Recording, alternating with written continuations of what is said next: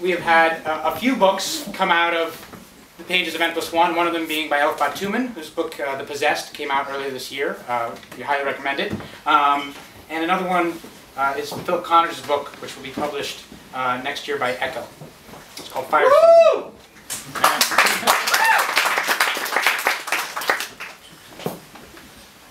On September 11th, 2001, just as I finished my breakfast, I received a call from a friend who knew I lived without a TV. She told me, in a voice racked with panic, that the World Trade Center towers had been hit by airplanes. I put on my suit jacket, left my apartment, and ran to take a subway to work. I was on journalistic autopilot. There was a big story. I was within reach of the story. It was right across the street from my workplace, and therefore I had a professional obligation to get there, even if I usually copy edited pieces about theater and books. Partway to the office, my train stalled and didn't move for an hour and a half. Since we were stuck underground, we had no way of knowing the severity of the situation downtown, and when at last we were discharged from the train at Union Square, I continued the journey to the office on foot. In Chinatown, the police had cordoned off the streets. No one was allowed any farther, not even people with press credentials, although as a copy editor, I had none. The towers in the distance were swathed in a cloud of black smoke.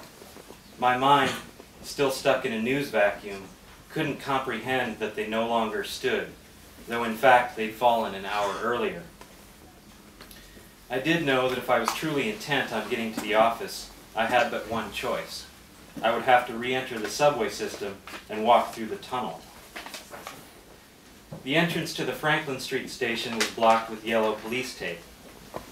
I looked at the campaign posters for the mayoral primary, taped to the railing above the stairs, and thought that if I crossed that police line, there would be no one to rely on thereafter but myself.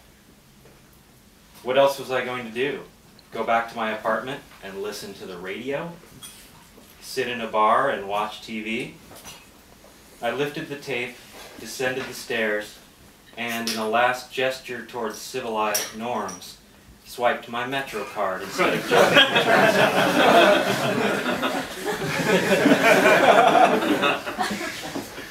No trains were running. No clerk was in the token booth. I waited a few moments to see if a train or an MTA worker would appear, but there was only an otherworldly quiet.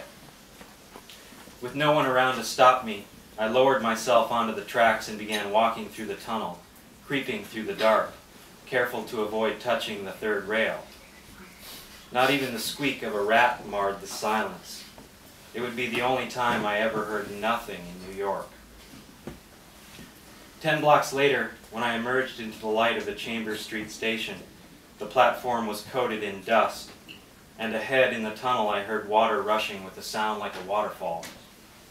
A couple of cops were in the station, hanging around the token booth. I waited until they wandered off, and then I climbed the stairs to the street. I emerged a couple of blocks north of the towers, or at least where the towers had been. The streets were covered in ash and office paper. A cop stood alone in the middle of the street, watching a burning building, which I later learned was World Trade Center No. 7. I walked over and stood next to her, both of us mesmerized. After a couple of minutes, she looked at me. "That building's probably gonna go," she said. "You might want to get out of here." She didn't order me to leave. She seemed to assume I probably wouldn't. She merely offered it as a suggestion, one among a series of options. Take it or leave it. I picked up a discarded dust mask, put it on my face, and began to make my way around the smoking rubble, through streets flooded with greenish-yellow water, or ankle-deep in fine gray powder. After crossing the West Side Highway, I entered the World Financial Center complex. The Winter Garden's glass roof was shattered in places. and the palm trees in the courtyard were pallid with ash. All the shops were empty. I climbed the emergency fire stairs in World Financial Center building number 1. No one was there. The office had long been evacuated and was now, at least on our floors, coated in a thin, gritty film blown in through shattered windows, though the computers still ran on the power of a backup generator.